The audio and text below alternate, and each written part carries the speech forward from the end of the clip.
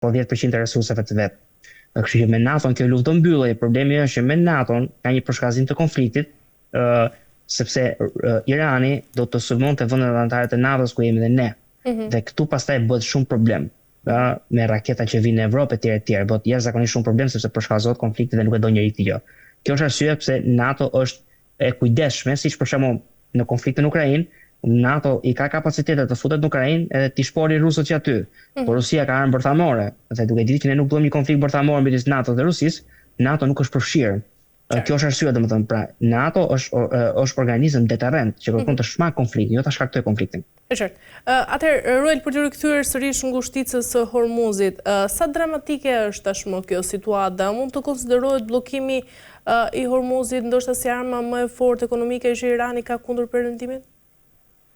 Është armë e fortë ekonomike, por nuk mendoj që është kundër perëndimit, sepse dhe unë kam ndarë në fakt në rrjetet e mia sociale një grafik ku tregoj varësia ndaj naftës që kalon nga ngushtica e Hormuzit e fuqive të mëdha e vendeve. Dhe në fakt vendi që dëmtoi më shumë, që merrte 30% të naftës bruto nga kjo ngushticë, ishte në fakt Kina. Ndërkohë që Shtetet Bashkuara të Amerikës marrin 2-3%, sepse ka naftë pafund vet. Amerikanët nuk importojnë naftë, amerikanët e nxjerrin vetë naftën. Evropa po ashtu merr diku ka 4% të naftës nga ajo ngushticë, pjesën tjetër të naftës e merr nga Rusia, e merr nga Shtetet Bashkuara të Amerikës. Kështu që dëmi më i madh në fakt është në Kinës, sigurisht që janë rritë çmimet e naftës kudo, edhe në Shtetet Bashkuara të Amerikës, pra ka dëm patjetër, por është dëm shumë i vogël sepse pjesa më të madhe të naftës, SBA-ja nxjerr vetë dhe tregton vetë, nuk ka nevojë për naftën që vjen nga ngushtica e Hormuzit, dhe Bashkimi Evropian fatkeqësisht është i varur nga Rusia për naftë dhe për gaz natyror, por nga ana tjetër fatmirësisht sepse nuk ndikohet shumë nga kjo krizë, ndërkohë që rivali ekonomik i botës perëndimore, që është Kina komuniste, patjetër që dëmtohet më shumë. Dhe un kam thënë dhe një shkrim tjetër timi që ky sulmi ndaj Iranit në fakt është një rrugë e dy punë. Pra në njërin anë ti godet një regjim ushtarakisht dhe nga ana tjetër godet ekonomikisht Kinën, e cila sigurisht që dëmtohet shumë më shumë se sa vendet e tjera nga rritja e çmimeve të naftës crudo në botë. Qartë. Ruel, në fakt, pasojat e para tashmë po ndihen edhe në vendet e vogla, pra në vendin tonë çmimi i karburanteve ka nisur të rritet vetëm pak ditë pas përshkallëzimit të konfliktit në Lindjen e Mesme. Mendon se kjo është goditja e parë ekonomike? Kjo është goditja e vetme ekonomike, se Irani nuk ka asnjë lloj leve në dorën e vet përveç ngushticës së Hormuzit dhe mos harrojmë që është një detaj shumë interesant të fakt, është Shtetet Bashkuara të Amerikës para një jave president Trump anonshoi që ai do të kishte nxjerrë një politik sigurimi ku çdo vend që kërkon, çdo anije që kërkon siguri për kalimin e ngushticës së Hormuzit, paguan Shtetet Bashkuara të Amerikës dhe do të jetë marina amerikane, ushtria amerikane që do të sigurojë kalimin e këtyre anijeve.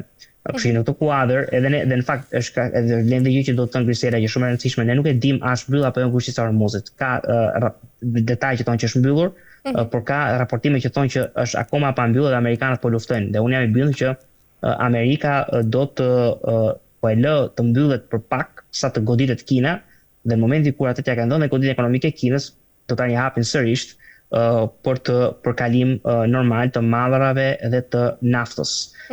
Kështu që Irani këtë ka në dorë vetëm këtë, domethënë ngushtica e Hormuzit, se s'ka asnjë tjetër në dorë, sepse është një vend që nuk bën tregti globale, nuk është në një treg i madh konsumatorësh që ja u hoqën kompanitë amerikane dhe nuk kanë kushtesin, nuk është se ka eksporte në vende të tjera aq shumë, kështu që ky është i vetmi akt që Irani ka në dorë, është në një mënyrë hapi fundit para kapitullimit. Në vazhdim, Ruel, mendon se do të kemi rritje të fortë të çmimeve të energjisë, ndoshta dhe inflacionit të ri global? Mendoj që inflacioni do të ndikohet patjetër, po, sepse sigurisht nafta është komponent kryesor i transportit të çdo produkti. Në momentin kur rritet nafta, rritet kosto e transportit, në momentin kur rritet kosto e transportit, rritet kosto e produktit, dhe në momentin kur rritet kosto e produktit, sigurisht që ajo u kalon konsumatorëve në mënyrë direkte, sepse ai prodhuesi nuk do të mbajë vetë koston, do ta çojë, do ta shesi tek furnitorët apo dhe tek konsumatori me çmime më të larta që ai të ruajë marzhin e fitimit. Është krejt normale, logjikë normale e biznesit, kështu që sigurisht që do të ketë rritje për çmimet e çdo gjëje, dhe nga ana tjetër edhe shifrat ekonomike që ne marrim nga Shtetet Bashkuara të Amerikës nuk janë të mira, është e vërteta, për arsye të tjera, Pra së fundmi payroll reporti, pra raporti I vendeve të punës tregoi që Shtetet Bashkuara të Amerikës kanë humbur 92.000 vende pune në muajin e kaluar, dhe nga ana tjetër kemi një rritje të projektuar për këtë quarter, për këtë 4 mujor, 1.8% që shumë e ulët se sa pritshmëritë dhe se sa quarteri I kaluar dhe se sa quarteri ose 4 mujori I njëjtë vitin e kaluar.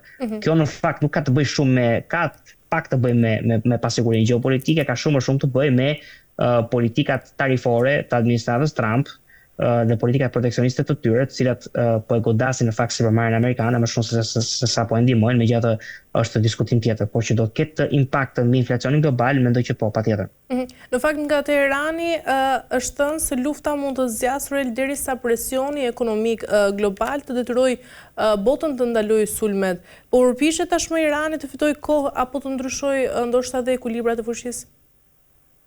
Nuk mendoj që është deklarat për të marrë parasysh, sepse ky është presioni maksimal ekonomik, siç edhe thash, që mund të ushtrojë Irani. Domethënë, unë po shija pak dje këto bursat e naftës, edhe fuqia ka vajtur ke $114, edhe varion pak a shumë ka pasur rënje dhe së pari një herë Irani nuk ka kapacitete ushtarake për ta mbajtur ngushticën e Hormuzit të mbyllur pra gjatë. Kështu që ato çmimet do të stabilizohen shumë shpejt.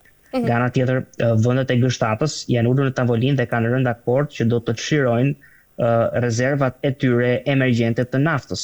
Kjo do të rrisë ofertën globale të naftës duke ulur dhe çmimet. Që këto dy faktorë stabilizues do ta bëjnë atë presion ekonomik të Iranit komplet obsolet, domethënë një presion që nuk ka asnjë lloj fakti, dhe të mos harrojmë që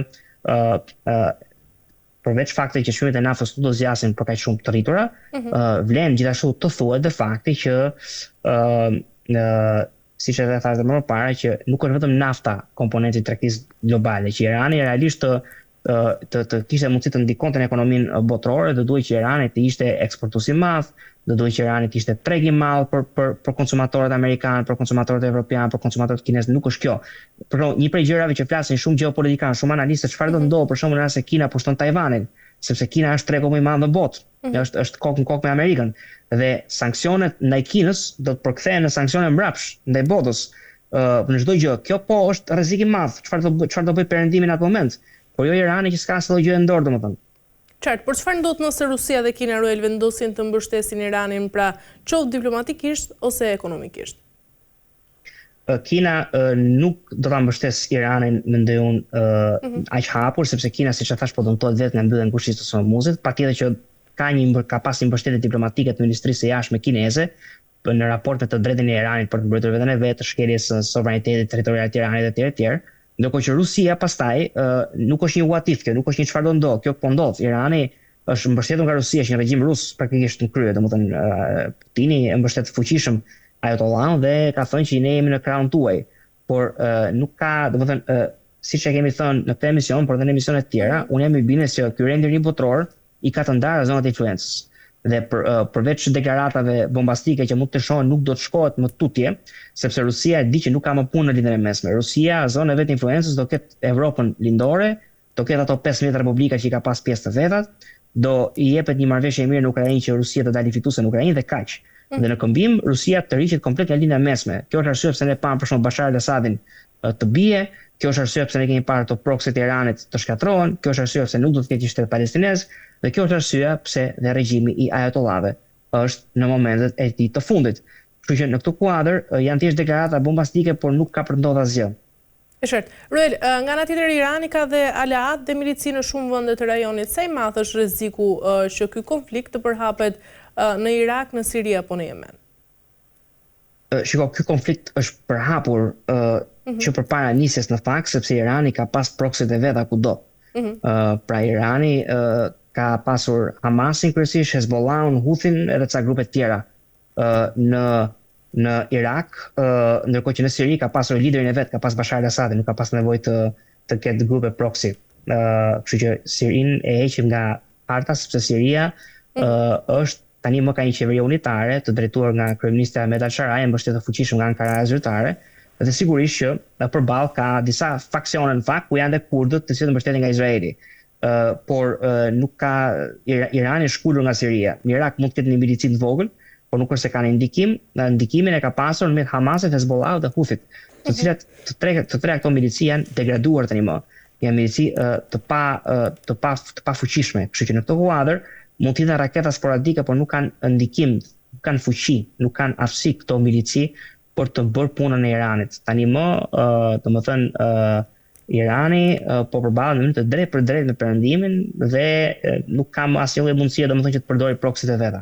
E qartë. Mirë, Ruel, për ta mbyllur, mendon se ekziston rreziku real